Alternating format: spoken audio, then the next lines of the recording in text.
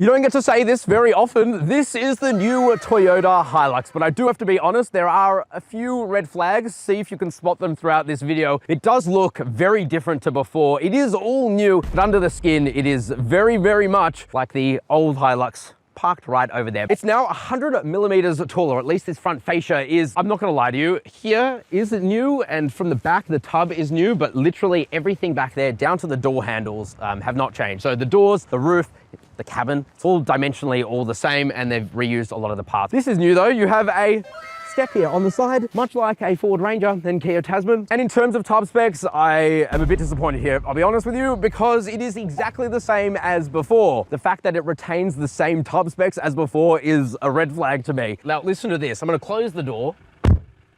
It gets a little bit quieter in here. That's right, it's a nicer, quieter interior, and actually significantly nicer and quieter versus before. First of all, it's actually soft touch materials in most places. In the current HiLux, you don't get soft touch materials, but here you do, and that is fantastic. It's really important actually for stopping reflections of sound waves inside of cars. So yeah, it's a quieter interior. However, this thing still has the cabin of the old HiLux, and that means that you are sitting at a bad position. The steel beams on this platform sit quite high, and so as a result, yeah, your legs are at a funny angle, and I just do fear that over a longer journey, that might not be very, very comfortable. All right, back seats. What are they like? Well, at 5'11", I really don't have much leg room. Toe room is not great either, and headroom is also not that great. Like I said, the cabin space is pretty much the same as before. They do say they have redesigned the rear seats, but I really can't tell. All right, let's talk about the engine now. And if you know the old HiLux, you'll be familiar with this one as well. It is the 1GD 2.8 liter turbo diesel 4-cylinder from Toyota, and it hasn't changed. By the way, like I said, make sure you are subscribed, because I have driven this thing. I can't tell you about it just yet, but I will in literally 2 days. So you don't want to miss that video. One big thing that they've changed is they have removed the hydraulic steering and replaced it